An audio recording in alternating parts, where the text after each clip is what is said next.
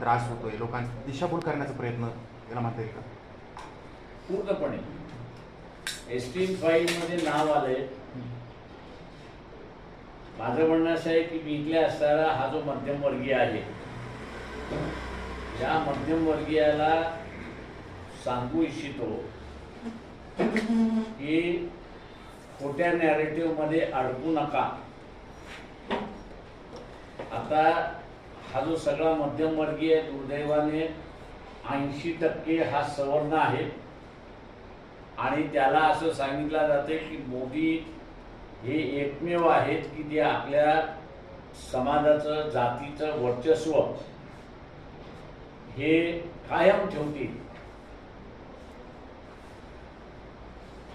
आणि म्हणून आपण मोदीच्या पाठीमागे उभं राहिलं पाहिजे असं जे नॅरेटिव्ह सांगितलं जातंय. या सगळ्या मध्यमवर्गीयांना माझं आव्हान आहे की याच्यावरती अजिबात विश्वास ठेवू नका. मोदी तसं काही करू शकत नाही, पण धोक्याचा इशारा म्हणून असायला देतो. एसटी फाईलमध्ये सगळ्यात मोठं सेक्स रॅकेट आहे हे असताना लक्षात घ्या. सेक्शुअल ब्लॅकमेलिंग झालेलं आहे हे लक्षात घ्या. तेव्हा उद्या भारतातल्या मुली या पळवापळवी करायचं झालं, आता सुद्धा पळवल्या जातात नाही असं नाही, पण त्या मुली पळवल्या ज्या जातात आहेत त्या लग्नासाठी पळवल्या जात आहेत.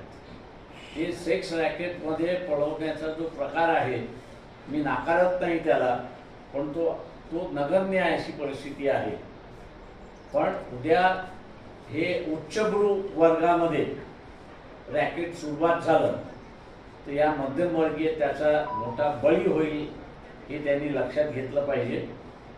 एका बाजूला एक्सप्लॉयटेशन आणि दुसऱ्या बाजूला स्वतःची इब्रत अशामध्ये अडकलेला हा जो मध्यमवर्गीय आहे, मी त्याला असं म्हणेन की देशाची इब्रत ही स्वतःची इब्रत अशा रीतीने वागून आपण असणारा या मोर्चामध्ये सहभागी व्हा असं आव्हान मी त्या ठिकाणी करतो. सर, हरदीप पुरी ने लोकसभा में कहा है कि